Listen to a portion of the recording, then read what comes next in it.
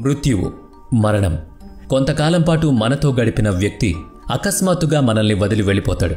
అప్పటి వరకు తన సొంతం అనుకున్న కుటుంబాన్ని, డబ్బును, ఆస్తులను, పరువును, పదవిని అన్నిటినీ వదిలి అందరినీ విడిచి వెళ్ళిపోతాడు. అదే చివరి చూపు.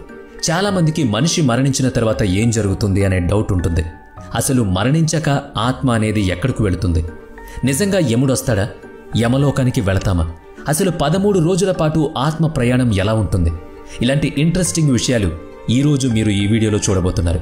మరెందుకు లేట్, ఈ వీడియోని ఎక్కడ స్కిప్ చేయకుండా పూర్తిగా చూడండి, ఎందుకంటే వీడియో అదిరిపోతుంది.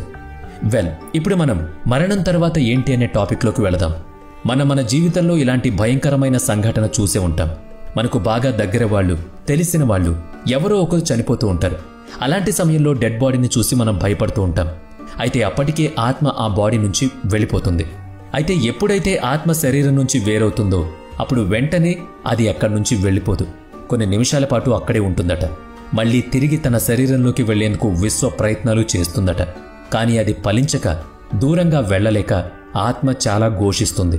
మరోవైపు చనిపోయిన వ్యక్తిని కొత్త బట్టలతో చుట్టి, కాళ్లు కదలకుండా కట్టి, నోటిలో తులసి రసం పోసి డెడ్ బాడీని చితికి చేర్చేందుకు దగ్గర వాళ్ళు సిద్ధం చేస్తారు.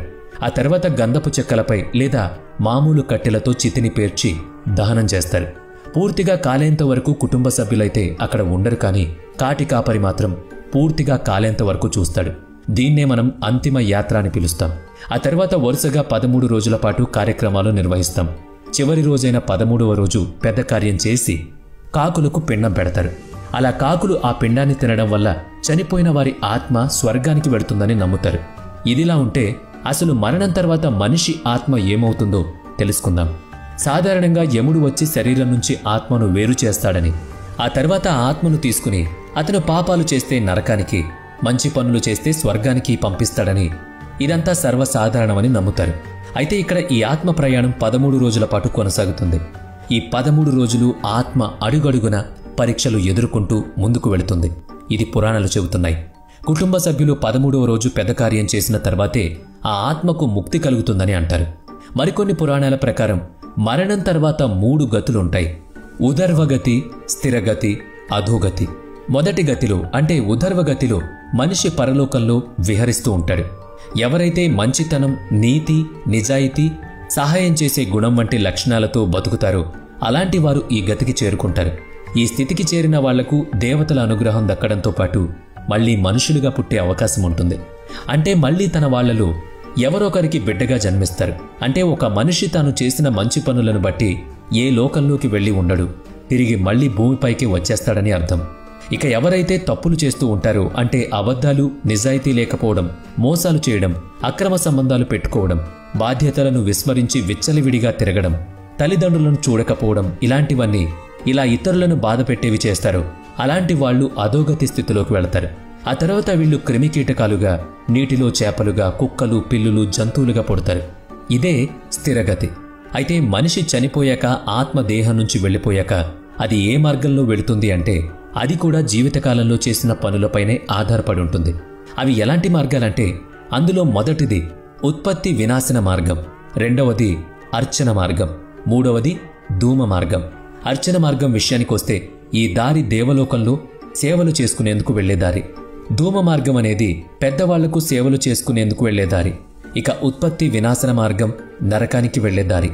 ఆత్మలన్నీ కొంతకాలం వివిధ మార్గాల్లో తిరగడం పూర్తయ్యాక తిరిగి మృత్యులోకంలోకి రావాల్సి ఉంటుంది. ఇక్కడే చాలా ఆత్మలు పూర్తిగా నాశనమైపోతూ ఉంటాయి. యజుర్వేదం ప్రకారం మనిషి మరణించాక అతని ఆత్మ దేహం నుంచి విడిపోయి బ్రహ్మలోకానికి వెళుతుంది. బ్రహ్మలో ఆ ఆత్మ కలిసిపోతుంది. మంచి పనులు చేసిన వ్యక్తులు స్వర్గానికి వెళతారు. స్వర్గానికి వెళ్లటమే కాదు, వాళ్ళు దేవతలుగా కూడా మారొచ్చు. కానీ తప్పుడు పనులు చేసిన వాళ్ళు అలాగే కొంతకాలం ప్రేతాత్మలుగా తిరుగుతారు. అందులో కాస్త మంచివాళ్లు మళ్లీ పునర్జన్మ పొందుతారు. పునర్జన్మ పొందిన వాళ్ళు మనిషిగానే పుట్టాలని ఏం లేదు, ఏ జీవి రూపంలోనైనా జన్మించొచ్చు. ఇలాంటి వారు చనిపోయిన 13 రోజుల తర్వాత యమపురికి వెళతారు. గరుడ పురాణం ప్రకారం ఒక ముఖ్యమైన విషయం చెప్పారు. అదేంటంటే వైతరణి నది. ఈ నది ఎప్పుడూ చీము, నెత్రులతో పారుతూ ఉంటుంది. గోవులను ప్రేమగా చూసుకున్న వాళ్ళు చనిపోయిన తర్వాత మనిషి ఈ వైతరణి నదిని సునాయాసంగా దాటి యమపురికి వెళతాడట. లేదంటే ఈ నదిలో పదే పదే పడిపోతూ ఉంటాడట. ఒకవేళ పైకి లేచినా యమదూతలు వారిని ఆ నీటిలోకి తోసేస్తూ ఉంటారు. అలా అక్కడ్నుంచి యమపురి దగ్గరికి చేరుకున్నాక ఆత్మ పుష్పపదం అనే మరో కాలువను దాటాల్సి ఉంటుంది. ఆ నది అందమైన కలువ పువ్వులతో స్వచ్ఛమైన నీటితో ఉంటుంది. ఈ నీటి దగ్గరుండే కొలను దగ్గర ఉండే చెట్టు దగ్గర ఆత్మ కొంతసేపు విశ్రాంతి తీసుకుంటుందట. ఆ సమయంలోనే పిల్లలు చేసే పిండదానం ఈ ఆత్మ తింటుందట. ఇలా తిన్న తర్వాత ఆత్మ తిరిగి అక్కడే శక్తిని పుంజుకుంటుంది.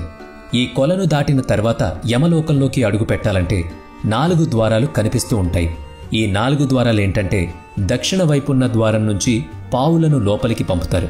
వీళ్లంతా యమధర్మరాజు నియమాలను పాటించాల్సి ఉంటుంది. ఒకవేళ పాటించకపోతే ఇక్కడ 100 ఏళ్ల పాటు శిక్షలు అనుభవించాల్సి ఉంటుంది. అయితే దాన ధర్మాలు చేసిన వాళ్ళు, నిత్యం సత్యం మాట్లాడేవాళ్లు, మంచి పనులు చేసేవాళ్లు, తీర్థయాత్రలు చేసిన వాళ్ళు, ఇలా వీళ్లంతా పశ్చిమ ద్వారం నుంచి లోపలికి వెళతారు. అమ్మా నాన్నలకు సేవలు చేసిన వాళ్ళు, నిత్యం సత్యం మాట్లాడేవాళ్లు, అహింసను ఆచరించిన వాళ్ళు ఉత్తర ద్వారం వైపు నుంచి వెళతారు. ఇక ఋషులు, యోగులకు మాత్రం దక్షిణ ద్వారం స్వాగతం పలుకుతుంది. ఇదే స్వర్గ మార్గం అన్నమాట. ఈ ద్వారంలోకి అడుగు పెట్టగానే దేవతలు, గంధర్వులు స్వాగతం పలుకుతారని పురాణాలు చెబుతున్నాయి. మరికొన్ని పురాణాల ప్రకారం చూస్తే ఒక మనిషి మరణించగానే గాఢ నిద్రలోకి వెళ్ళిపోతాడని, కాసేపటి తర్వాత కళ్ళు తెరిచి చూసేసరికి వారికి తమ పరిస్థితి ఏంటో అర్థం కాకుండా ఉంటుందని అంటారు. కొద్దిమందికి మాత్రమే తమ పరిస్థితి ఏంటో అర్థమవుతుంది. ఒక మనిషి మరణించాక 12 రోజుల తర్వాత యమలోకానికి ప్రయాణం కడతాడు. స్వతహాగానే గాల్లో తేలుతూ పైకి వెళతారు. ఎక్కడైతే ఆగుతారో అక్కడే వారికి యమదూతలు కనిపిస్తారు.